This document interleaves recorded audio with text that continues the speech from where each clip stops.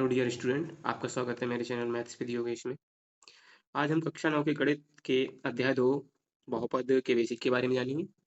उसमें हम जानेंगे कि बहुपद क्या होता है, बहुपद की घात क्या होती है, बहुपद का गुणांक क्या होता है, अचर क्या है, चर क्या है, शून्य बहुपद क्या होता है, अचर बहुपद क्या होता है, पदों के हिसाब से एक पदीय बहुपद, द्विपदीय बहुपद, त्रिपदीय बहुपद क्या होता है, चर के हिसाब में,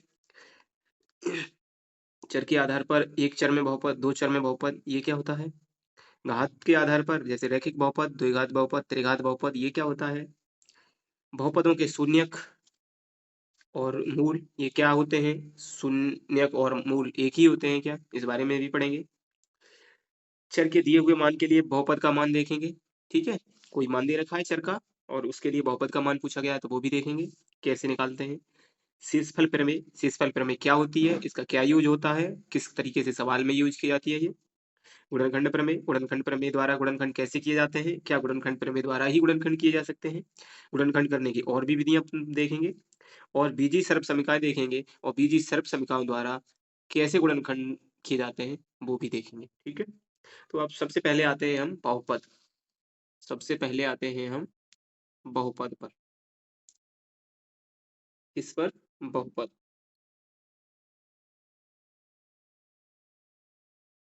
ठीक है, बहुपद क्या होता है ये जाने। तो बहुपद एक ऐसा व्यंजक होता है जैसे उसमें एक तो अचर रहता है, उसका गुणा किसी चर से हो रहा होता है और चर पर कोई घात लगी रहती है। ठीक है, आप इसे समझेंगे। अचर क्या होता है, जितने भी अचर होते हैं वो सभी संख्याएं होती हैं, सभी संख्यात्मक मान।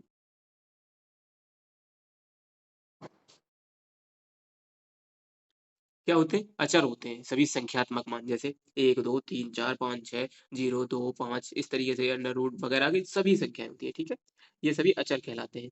और चर क्या होते हैं, चर वे संख्याएं होती हैं जिन्हें हम मान लेते हैं। ठीक है, जैसे X, Y, Z and ETC, जितने भी आप इस तरीके के बीजीय व्यंजक, इन्हें बीजीय व्यंजक और कहते हैं, बीजीय व्यंजक। और ये अंकीय मान होते हैं, अंकीय व्यंजक होते हैं ये। ठीक है, ये कहलाता है आपका बहुपद। अब ये बहुपद कैसे कहलाता है इसको भी देखेंगे। यहाँ पर जो अचर लिखा हुआ है, ठीक है, ये अचर लिखा हुआ है, ये कोई वास्तविक संख्या होगी, कोई वास्तविक संख्या होगी। तो आप संख्या पद्धति वाले चैप्टर से वास्तविक संख्याएं क्या होती है ये जाने, ये देख के तब पता करेंगे वास्तविक संख्या क्या होती है, या याद है आपको, शायद आपको याद भी होगा। चर क्या हो सकता है, चर अभी हमने देखा, तो चर एक्स भी हो सकता है, वाई भी हो सकता है, जेड भी हो सकता है, का खा गा, ए बी सी डी, आप जो भी माने। ठीक है, जितना कुछ भी हो सकते हैं ये चर की जगह। घात क्या होती है, तो घात एक शून्येतर, अगर घात की बात करूं मैं तो घात होती है एक शून्येतर धनात्मक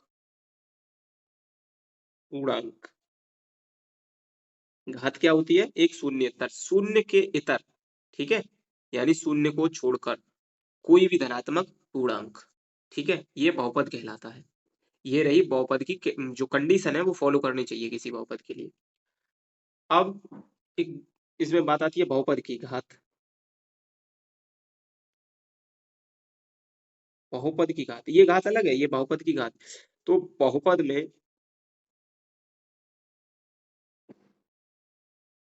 सबसे बड़ी,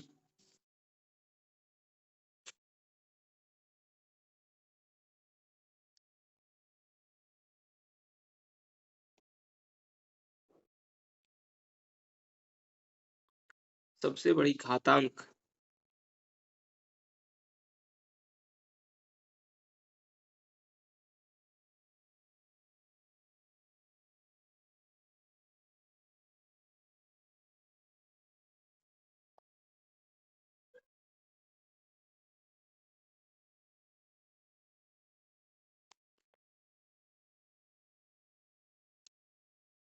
सबसे बड़ी घातांक वाले चर की घात ही बहुपद की घात कहलाती है। अभी आपको ये सभी एग्जाम्पल के द्वारा भी समझाते चलूंगा, ठीक है। अभी आपको थोड़ा सा पेशेंस रखना है। दूसरी बात आती है बहुपद का गुणांक।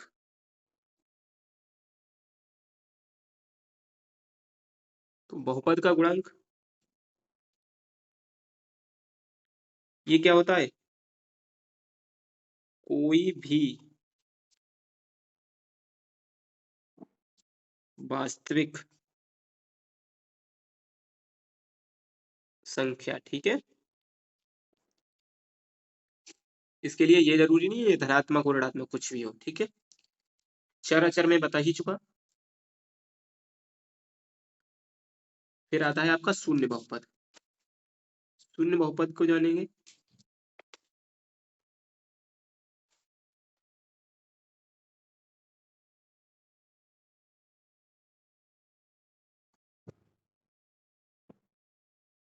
शून्य बहुपद, ठीक है। इसे कहते हैं अचर बहुपद। शून्य को शून्य को शून्य बहुपद कहा जाता है। शून्य बहुपद कहा जाता है, ठीक है। अब अचर बहुपद क्या होता है? जिस बहुपद में चर की घात 0 यानी शून्य होती है। दिख नहीं रहा होगा तो देखो, अचर बहुपद जिस बहुपद में चर की घात 0 होती है वो क्या कहलाता है? अचर बहुपद कहलाता है,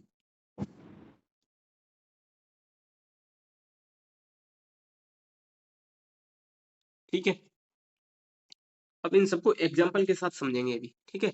एग्जाम्पल के साथ बिल्कुल क्लियर करेंगे क्या क्या होता है क्या नहीं होता है, ठीक।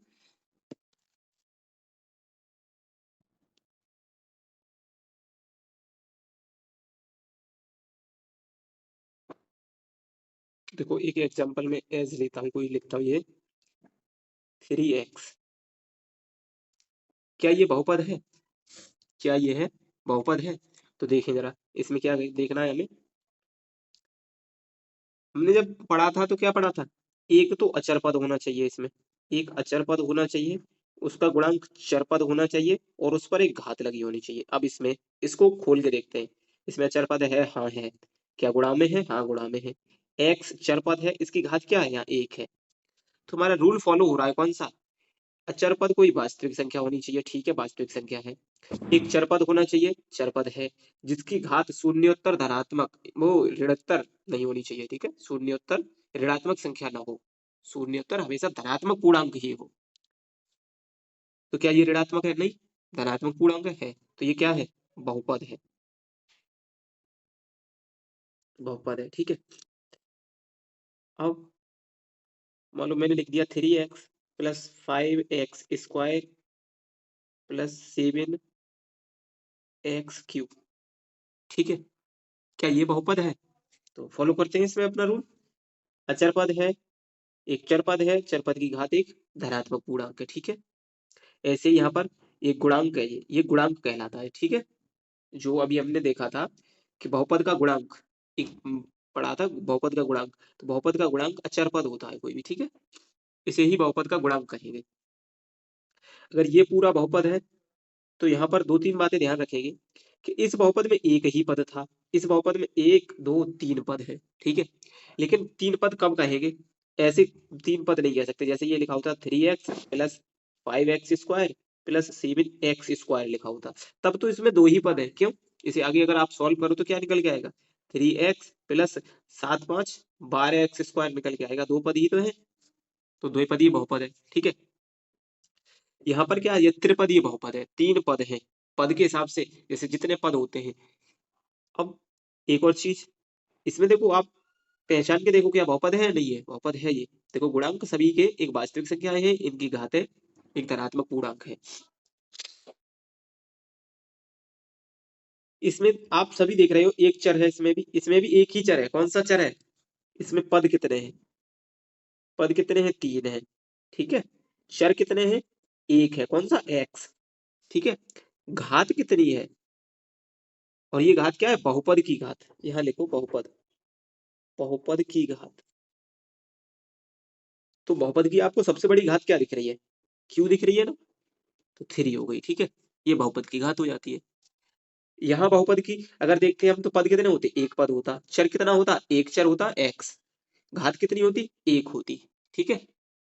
अब आप कभी भी जब भी सवाल कर रहे हो ना, तो जहाँ एक की घात है, यहाँ दो की, यहाँ तीन की, चार की, तो अगर समान घातें हो, देखो यहाँ समान घातें थी तो ही जोड़ा था मैंने, और अगर असमान घातें होती हैं तो आप जोड़ नहीं सकते, आप उन्हें जोड़ नहीं सकते।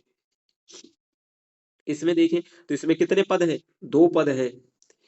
कितने चर हैं? एक चर है। एक चर में बहुपद है ये। घात कितनी है इसकी बहुपद की? 2, सबसे बड़ी जो घात होती है। ठीक है, आप कहीं तक समझ पाए होगे अब? अगर मैं अगला एक एग्जाम्पल लिखूं, जैसे 2x by plus 3zx square plus under root 2 plus 4 under root x। क्या आप ये बता सकते हैं मुझे ये बहुपद है?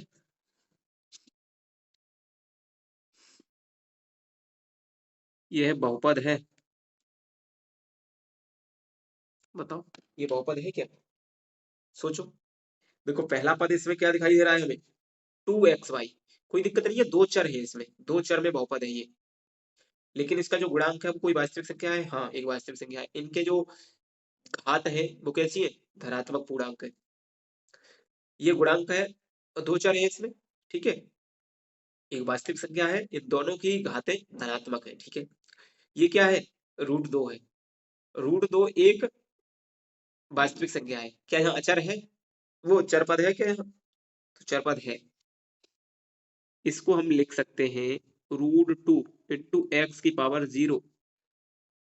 तो ऋणात्मक नहीं होनी चाहिए, जीरो हो सकती है, जीरो हो सकती है, ऋणात्मक नहीं होनी चाहिए।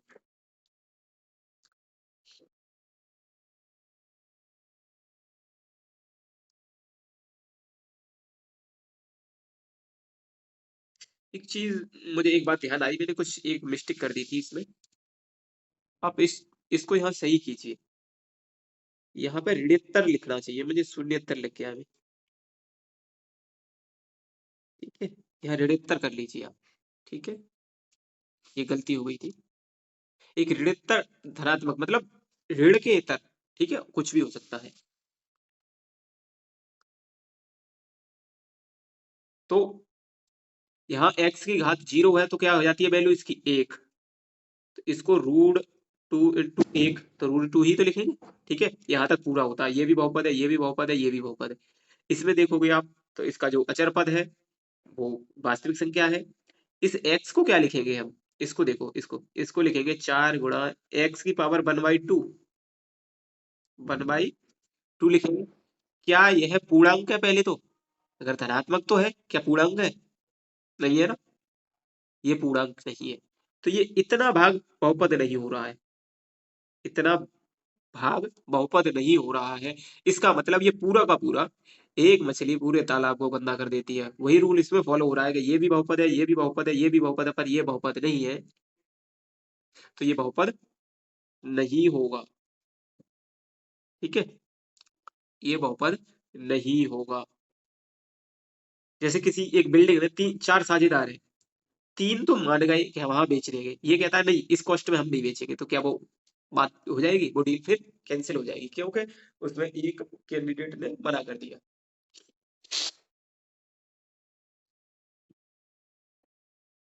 अब इसमें मुझे ये बताओ पहले, अगर ये बहुपद रहा हो, इतना लिखा हो, ठीक है, इतना लिखा हो, सिर्फ इतना, सिर्फ इतना लिखा हो, तो बहुपद होगा। इसमें बताइए कितने चर हैं? 1 2 3, 3 चर में बहुपद है। कितनी पद है? 1 2 3 पद है इसमें। ठीक है, और घात कितनी है इसकी बहुपद की? 2। एक चीज और हम सोचना चाहें कि यहाँ x का 0 ही क्यों हो, यहाँ कोई और भी तो अचर चर पद हो सकता है, उसकी घात अगर 0 रही हो तो ज्यादातर कॉन्सेप्ट बेस में हम x का 0 ही मानते हैं, ठीक है। ये बात सच है कि यहाँ कुछ भी हो सकता है, यहाँ y भी हो सकता है, z भी हो सकता है, इन तीनों के अलावा भी कुछ हो सकता है जिसकी घात 0 रही हो। तो हम कैसे कह सकते हैं कि 3 चर में बहुपद है ये, लेकिन हम ज्यादातर यही मान के चलते हैं कि इन्हीं में से एक रहा होगा, ठीक है, इसलिए।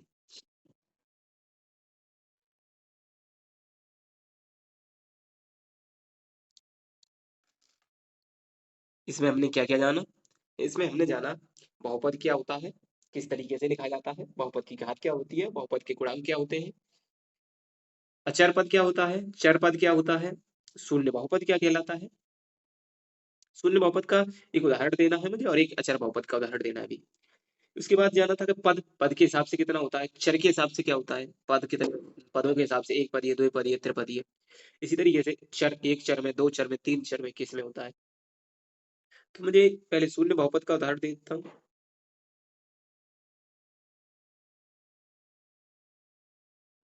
यही है शून्य बहुपद, ठीक है, ये खुद में शून्य बहुपद होता है। मैंने लिखाया था अचर बहुपद, शून्य को शून्य बहुपद कहा जाता है, ठीक है।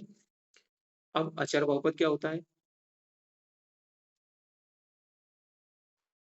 अचर बहुपद जैसे 2 लिख दिया, 5 लिख दिया, 8 लिख दिया, √2 लिख दिया, √4 लिख दिया, ये अलग अलग लिख दिए।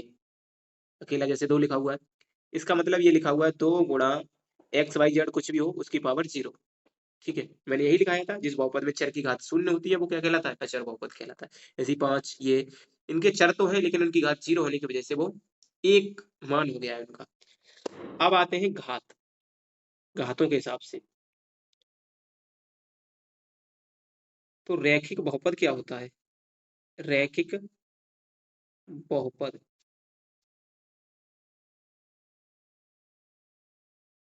जिस बहुपद की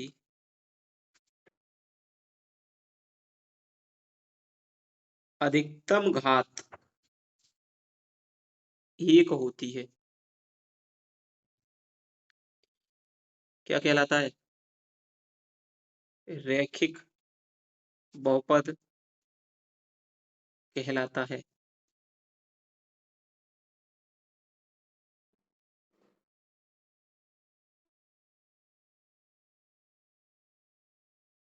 रैखिक बहुपद कहलाता है। रैखिक बहुपद किस रूप का लिखा जाता है? रैखिक बहुपद लिखा जाता है ए एक्स प्लस बी, इस रूप का लिखा जाता है, इस फॉर्मेट का, ठीक है। इसमें अधिकतम 2 पद हो सकते हैं,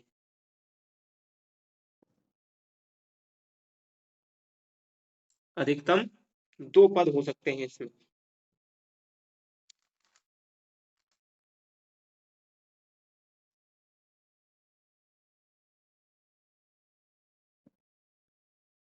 और क्या होता है? एक और केवल एक।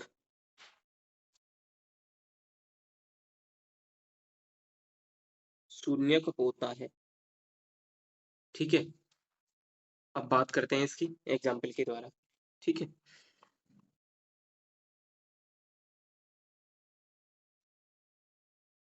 एच, मान लो कोई लिख रखा है 3x प्लस 2, ये क्या है? ये एक रैखिक बहुपद है, रैखिक, ये क्या है? एक रैखिक बहुपद है। क्यों? क्योंकि इसमें जो अचर है वो चरपद है, इसमें जो चरपद है, चरपद की घात क्या है? सबसे बड़ी घात 1 है। इस फॉर्मेट का है ये, 2 पद है, अधिकतम 2 ही पद हो सकते हैं, ठीक है, ज्यादा नहीं हो सकते इसमें। और अभी हम एक चर में बहुपद की बात कर रहे हैं, ठीक है, एक चर में बहुपद की बात कर रहे हैं। तो ये एक चर में रैखिक बहुपद इस तरीके का होता है। अब अधिकतम 2 पद हो सकते हैं। शून्यक क्या होता है? जो x की वैल्यूएशन होती है, तो हम यहाँ शून्यक देखना चाहें तो शून्यक होंगे आपके, जैसे x इधर है, x इधर ही रहने दो, इधर ले जाओ तो ये माइनस का b हो जाएगा अपॉन a। ये b पक्षांतर करेंगे तो माइनस का आएगा इधर, इधर ए एक्स रह जाएगा, उसमें से ए को ट्रांसफर करेंगे मतलब पक्षांतर करेंगे तो बटे में जाएगा, तो बी बटे ए होता है। तो केवल एक ही मात्र और मात्र एक ही शून्यक होता है, ठीक है। तो यहाँ क्या होगा इसका शून्यक, इसका शून्यक होगा x बराबर -2/3। कैसे, इस दो को पक्षांतर करके अगर बराबर के इधर लेके आएंगे तो माइनस का हो जाएगा, इधर 3x रह गया होगा, 3x बराबर -2 ऐसे लिखेंगे। फिर क्या होगा, फिर x में से 3 जहाँ गुणा का चिन्ह इधर आएगा तो भाग के चिन्ह में चला जाएगा, तो ये इसका शून्यक हो गया। अब शून्य क्या होता है, अगर आप x बराबर 2/3 रख देंगे तो इसका मान 0 हो जाएगा, वो शून्यक कहलाता है। अगर आपने जो भी शून्यक दे रखे हैं या मूल दे रखे हैं उनको चर पद की जगह रख दिया तो उस बहुपद का मान 0 हो जाएगा।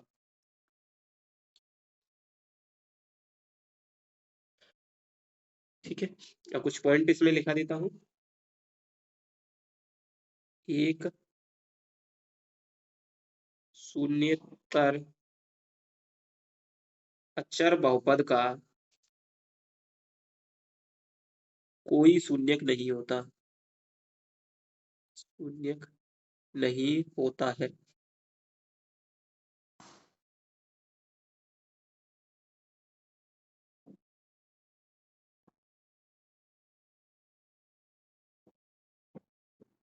दूसरा पॉइंट है, प्रत्येक वास्तविक संख्या, प्रत्येक वास्तविक संख्या शून्य बहुपद का शून्यक होती है, ठीक है।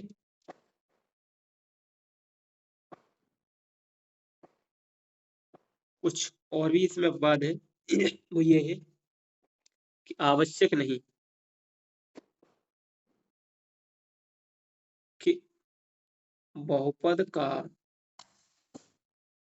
शून्यक शून्य ही हो, ठीक है। लेकिन शून्य एक बहुपद का शून्यक हो सकता है, ठीक है। अगला है रैखिक बहुपद का, वो लिखा दिया मैंने, रैखिक बहुपद का सिर्फ के मात्र एक ही होता है। और एक पॉइंट और होता है इसमें,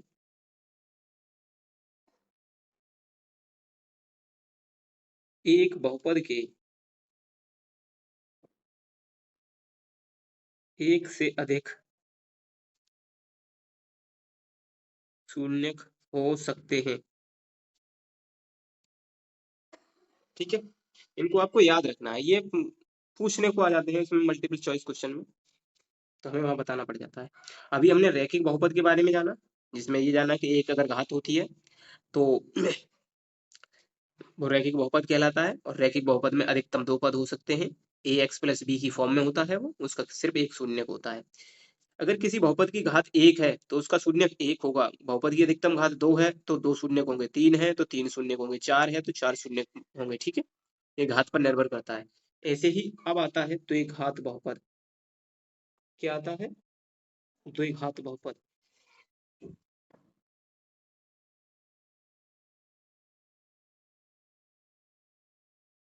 द्विघात बहुपद, तो इसमें जिस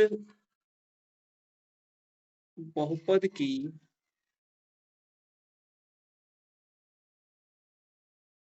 अधिकतम घात दो होती है,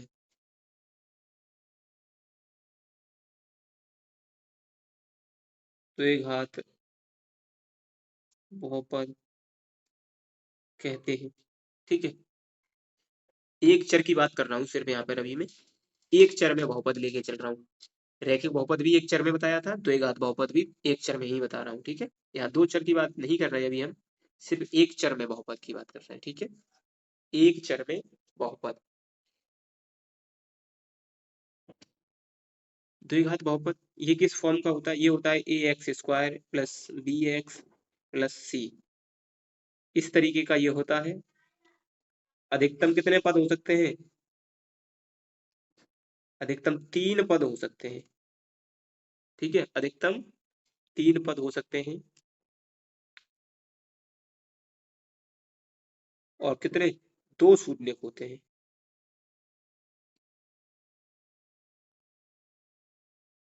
इसमें ये हो सकता है कि शून्य दोनों बराबर भी हो, तो ये नहीं कहेंगे एक शून्य है इसका, नहीं, शून्य बराबर हो गए तब। ठीक है, इसका कुछ उदाहरण बता देता हूँ एक दो। जैसे 3x² प्लस 6x+5, ये क्या है? ये द्विघात बहुपद का उदाहरण है। ये द्विघात बहुपद का उदाहरण है। ठीक है, 3x² प्लस 6x+5।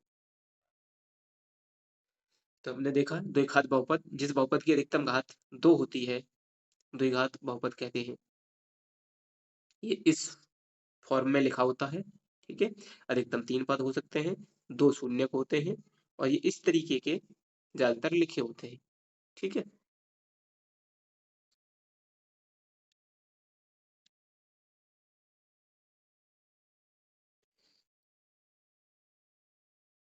अगला है त्रिघात बहुपद।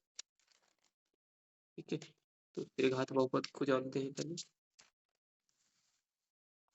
त्रिघात बहुपद को समझने की कोशिश करते हैं। त्रिघात बहुपद,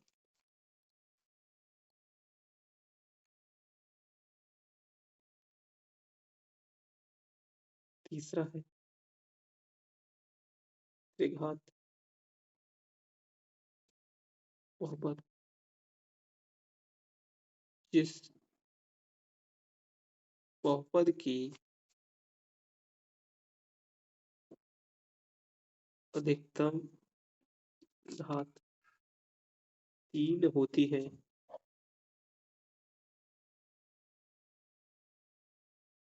त्रिघात बहुपद कहते हैं। ठीक है, एक चर में अगर कोई बहुपद है और उसकी अधिकतम घात 3 है, तो वो त्रिघात बहुपद कहलाता है। ये होता है ax³ plus bx² plus cx plus d की फॉर्म का। अधिकतम 4 पद हो सकते हैं और 3 शून्यक, 3 शून्यक होंगे। इसके कितने शून्यक होंगे? 3 शून्यक होंगे। एज कोई एग्जाम्पल लिख देता हूँ मैं, x³ plus 4x² plus x plus 5। ठीक है, यहाँ पर इसका गुणांक है 1 है, यहाँ पर भी गुणांक 1 है, इसलिए वो शो नहीं किया गया है। ठीक है,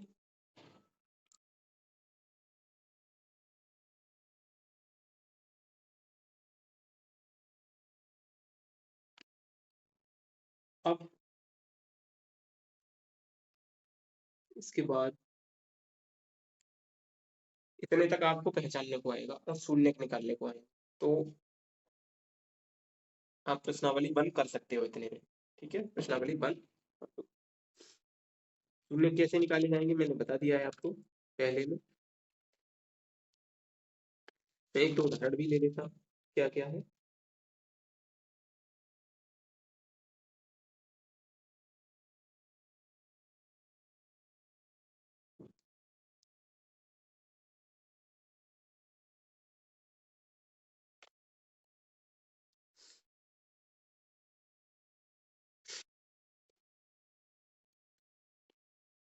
आप इसमें उदाहरण कौन कौन सा देखेंगे, खुद देखेंगे उदाहरण, मैं तो क्वेश्चन कराऊंगा ही। उदाहरण नंबर 1 देखेंगे, 2, 3, 4, 4 भी है आपका, और 5 भी है। ठीक है, इन उदाहरणों के, इसके उदाहरण नंबर 1 देखने के और मेरा लेक्चर देखने के बाद आप प्रश्नावली 1.1 कर पाओगे। ठीक है, और 5 तक उदाहरण देखने के बाद प्रश्नावली 2.2 कर लोगे।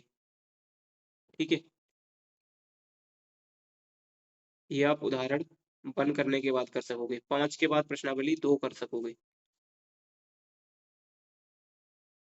इसके बाद आता है आपका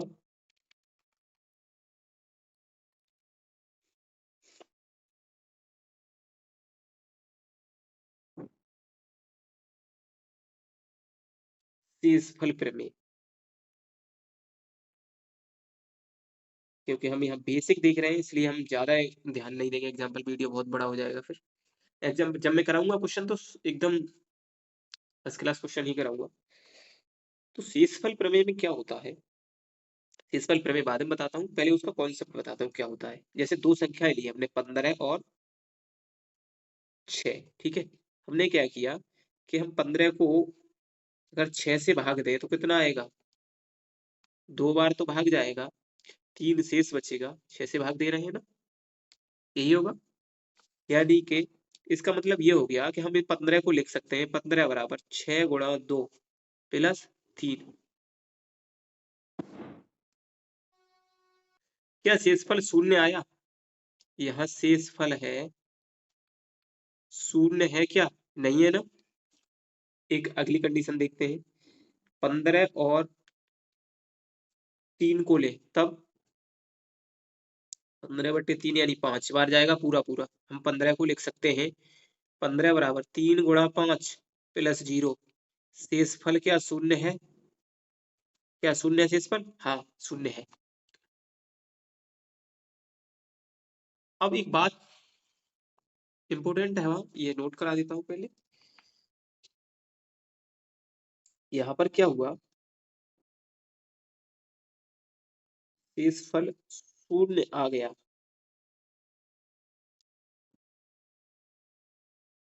इसलिए हम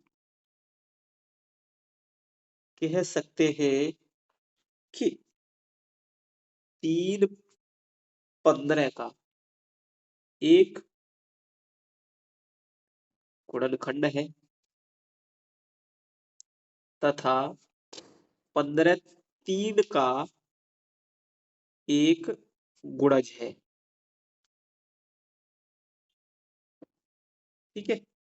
ये बात हम कह सकते हैं। इसके बाद हम एक बीजी व्यंजक उठा लेते हैं, बीजी व्यंजक से सॉल्व करके देखते हैं इसे। जैसे मान लो मैंने एक पद ले लिया 2x² और क्या ले लिया x, इसका भाग करना है तो 2x² बट्टे x। इसका मतलब 2 × x लिखा हुआ है बटे x लिखा हुआ है, x से x काटूं तो कितनी बार कटा, 2x बार कटा। यानी क्या हो गया, इसे मैं लिख सकता हूँ 2x² बराबर x × 2x प्लस 0। क्या शेषफल 0 आ गया, हाँ शेषफल 0 आ गया। कैसे कि 2x² उसी की तरह आप तुलना करके देखिए, बिल्कुल वैसे ही लिखा है मैंने, यही आ जाएगा ना। 2x का देखो, x का x में गुणा होगा तो x² बनेगा, 2 का इसमें गुणा होगा तो 2x² होगा, प्लस 0 का मतलब तो 0 अगर किसी में जोड़ोगे घटाओगे तो कोई फर्क नहीं पड़ता है, उतना ही आएगा। यानी कि शेषफल 0 आ रहा है।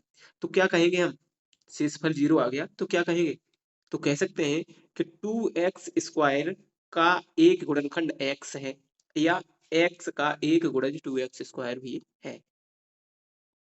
अगर यही पद कुछ बड़ा होता, इस तरीके से लिखा होता 2x³ plus x² plus x भागित x, ये लिखा होता, तब क्या करते हम, तब हम इसको लिखते हैं कि 2x³ बट्टे x प्लस x² बट्टे x प्लस x बट्टे x। तो क्या आता, यहाँ एक कम हो जाता, यहाँ एक x कम हो जाता, 2x² बार भाग जा रहा होता, यहाँ x बार जा रहा होता, यहाँ वन आया होता, लेकिन भाग तो चला गया पूरा पूरा, यानी कि x इसका भी गुणनखंड है, ठीक है।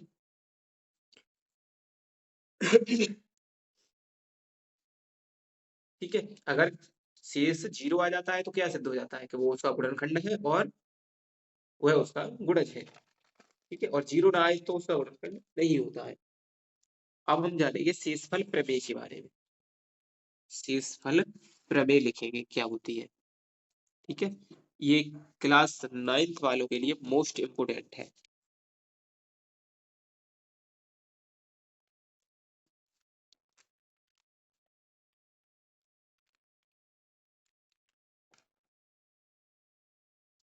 लिखते हैं इसमें शेषफल प्रमेय,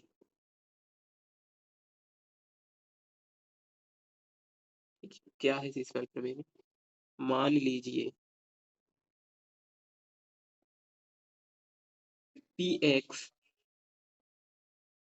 एक से अधिक या एक के बराबर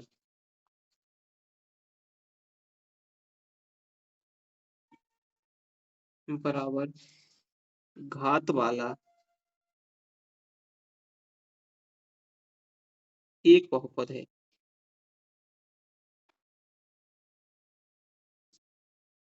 और मान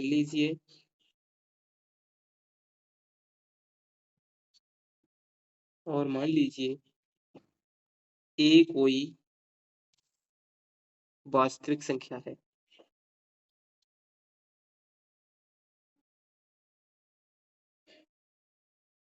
यदि पी एक्स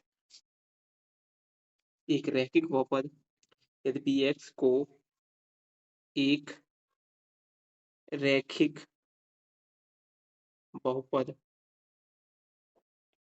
x माइनस ए से भाग दिया जाए तो शेषफल पी एक्स होता है। ठीक है, ये प्रमेय है। इसको लिखने से पहले मैं कुछ बताना चाहूंगा आपको। इसको लिखने से पहले आपको दो एक बात बताना चाहूंगा। क्या?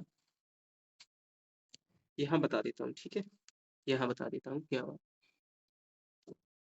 जैसे हमने यहाँ लिखा था 15 बराबर 6 गुणा 2 प्लस 3। तो ये क्या था? ये था पी एक्स। ठीक है, ये क्या है यहाँ पर? ये है आपका जी एक्स। ठीक है, ये क्या है आपका? Q X. और ये क्या है आपका? R X. ठीक है, इस चीज को समझ लेंगे आप। ये क्या लिखा जाता है? भाज्य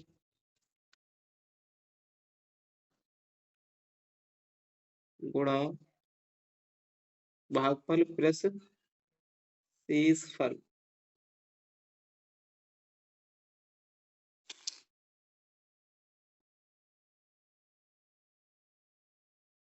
ठीक है, तो यही यहाँ पर हमने डिनोट किया है। जो लिखा है वो यही लिखा है, कुछ अजीब नहीं है इसमें। इसमें है, मान लीजिए ये एक प्रमेय लिख रहे हैं, आपकी बुक में भी दे रखी है ये प्रमेय, लेकिन आप डायरेक्टली इसे नहीं समझ सकते, समझानी पड़ेगी वो। मान लीजिए पी एक्स एक से अधिक या एक के बराबर घात वाला बहुपद है। ये जो एक्स दे रखा है इसका मतलब ये बहुपद दे रखा है। ठीक है, कोई बहुपद है, उसकी घात क्या है? एक है। ठीक है, और मान लीजिए ए कोई वास्तविक संख्या है। ए क्या है? कोई वास्तविक संख्या है। यदि पी एक्स को एक रैखिक बहुपद x माइनस ए से भाग दिया जाए तो शेषफल पी एक्स होता है। इस चीज को सिद्ध करना है यहाँ पर, और यही आपका प्रमेय का रूप ले लेती है। तो लिखेंगे इसमें उपपत्ति। उपपत्ति में लिखेंगे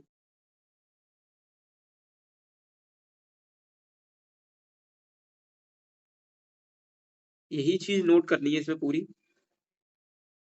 दोबारा से, कि मान लीजिए पी एक्स एक या एक से अधिक या एक के बराबर घात वाला एक बहुपद है। और मान लीजिए कि पी एक्स को जब x माइनस ए से भाग दिया जाता है तो भागफल क्यू एक्स होता है और शेषफल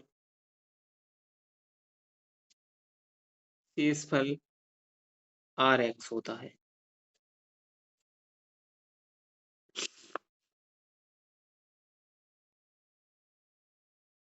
अर्थात हम क्या लिखेंगे इसे, अर्थात पी एक्स बराबर एक्स माइनस ए से भाग दिया जा रहा है, क्यू एक्स बार भाग जा रहा है, ये क्यू है आपका, क्यू एक्स बार भाग जा रहा है, आपका शेष बच रहा है आर एक्स। ठीक है, अब यहाँ पे कुछ संतुष्टिकरण के लिए लिखेंगे, क्योंकि क्योंकि एक्स माइनस ए की घात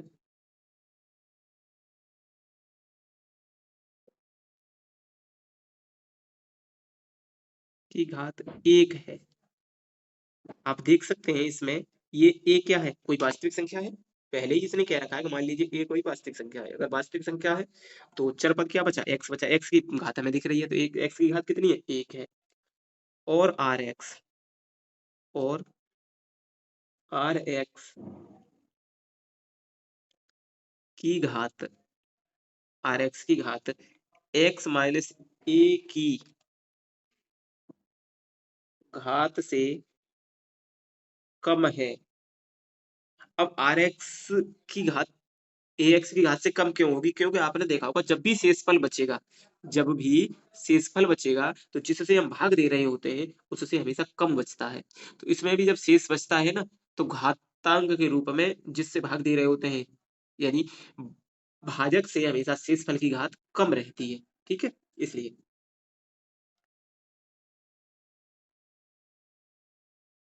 इसलिए आर एक्स की घात बराबर क्या होगी, 0। इसका अर्थ क्या है, इसका अर्थ है कि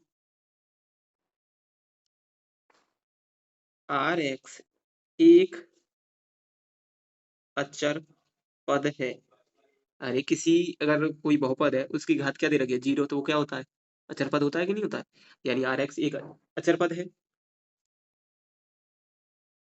मान लीजिए, मान लीजिए यह अचर पद आर है, आप कुछ भी मान सकते हैं, ए बी सी डी कुछ भी मान सकते हैं, ठीक। लेकिन यहाँ आर माना है, इसलिए हम आर मान रहे हैं एक्स की जगह, ठीक। लो, क्योंकि आर से डिनोट करते हैं हम, रिमाइंडर, तो उसी तरीके से यहाँ आर मान के चल रहे हैं। अतः एक्स के प्रत्येक मान के लिए आर एक्स बराबर आर।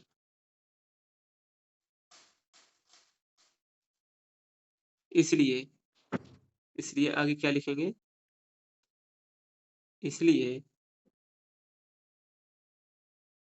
पी एक्स बराबर एक्स माइनस ए, इससे भाग देना है हमको, क्यू एक्स। ठीक है, और आर एक्स बराबर आर मान लिया जाए तो आर होगा। ठीक है, आप कुछ भी मान सकते हो यहाँ, ऐसा कुछ नहीं है कि ये मानो। ठीक है,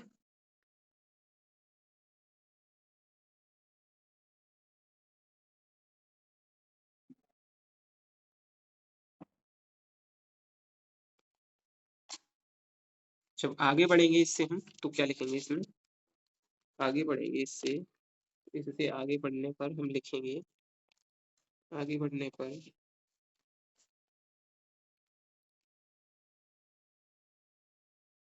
हमें लिखना पड़ेगा विशेष रूप में कि एक्स माइनस ए बराबर 0 हो, तो एक्स बराबर क्या होगा, ए। ठीक है, हो तो समीकरण से, इस समीकरण से हमें प्राप्त होता है, क्या प्राप्त होता है कि पी ए, अरे एक्स बराबर ए रख दिया तो पी, मैं पहले ही लिख देता हूँ समीकरण, पी एक्स बराबर एक्स माइनस ए, ये क्यू एक्स प्लस आर, यही है ना। पी ए, एक्स की जगह ए माइनस ए, इससे ये कट जाएगा, ये प्लस की ये माइनस की, क्यू ए प्लस आर। जब इससे ये कटेगा तो यहाँ पी ए बराबर 0 मल्टीप्लाई बाई क्यू ए रह जाएगा प्लस आर। अब 0 से किसी का मल्टीप्लाई होता है तो वही संख्या आ जाती है, तो पी ए बराबर आर। उसने सिद्ध क्या करवाया था? उसने सिद्ध भी यही करवाया था कि शेषफल पी एक्स होता है, पी एक्स। तो जो शेषफल आया वो किसके बराबर आ गया? अरे पी ए के बराबर आ गया, यानी एक्स के बराबर ही तो आ गया। ठीक है, यहाँ अगर हम एक्स ही माने रहने देते, एक ही जगह एक्स मान लेते, कहते तो ये एक्स है, या फिर और कुछ मान लेते, तो जो यहाँ पर है उसी के बराबर तो एक्स आ गया। यानी कि अगर हम कोई समीकरण दे रखा है, उसमें उसमें क्या करें कि x की वैल्यू रख दें, तो क्या प्राप्त हो जाएगा हमें? कोई समीकरण दे रखा है, इसका सीधा सा मतलब ये है, कोई समीकरण दे रखा है, उसमें x बराबर जो भी आपको दे रखा है वो आप पुट कर देंगे तो आपको क्या प्राप्त होगा? शेषफल मिल जाएगा। ये कहती है शेषफल प्रमेय। देसी या सीधी भाषा में समझो, कोई समीकरण है, ठीक है, कैसा भी समीकरण है, उसमें जो x है, x नहीं है तो कोई चर पद दे रखा होगा, उस चर पद का मान रख देंगे आप, तो क्या प्राप्त होगा? शेषफल मिल जाएगा हमें। ठीक है, ऐसे समझ लो आप इसे सीधी सीधी बातों में। मैंने ये शेषफल प्रमेय इसलिए बताई क्योंकि ये आ जाती है कभी कभी सवाल में पूछने को, इसलिए ये कराना आवश्यक थी। लेकिन यहाँ पर इसका मेन मोटिव यही था कि कोई समीकरण है, उसमें अगर आप चर पद की वैल्यू रख देते हो, चर पद की वैल्यू रख देते हो, और उस चर पद की वैल्यू रखने के बाद जो भी प्राप्त होगा वो क्या प्राप्त होगा? शेषफल। अब आप ये सोच रहे हो कि चर पद की वैल्यू ऐसे कैसे रख देंगे, तो देखो ऐसे ऐसे नहीं रखते हैं। उसका मतलब ये होता है, मैं आपको एक एग्जांपल दे के दिखाता हूँ, ठीक है, एक एग्जांपल बताता हूँ, आपको ये चीज समझ में आ जाएगी।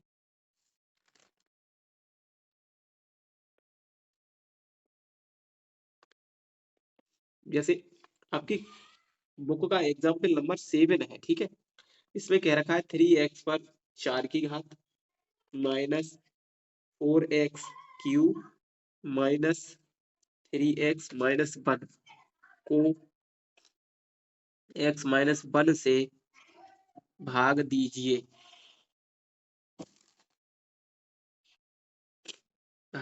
और क्या ज्ञात करना है इसमें?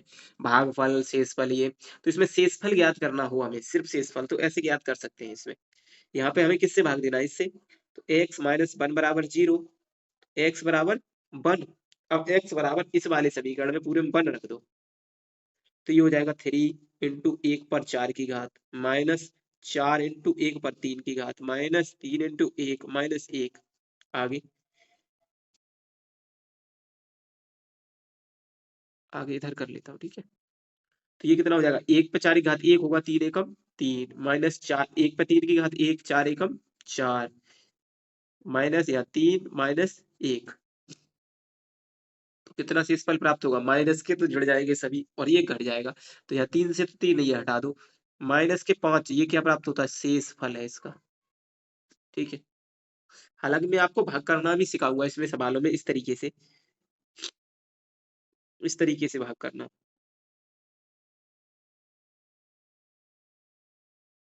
इस तरीके का भाग करना भी बताऊंगा आपको, ठीक है, कैसे करते हैं। वीडियो कुछ ज्यादा लंबा हो रहा है, इसलिए मैं बेसिक के 2 पार्ट किए दे रहा हूँ, ठीक है।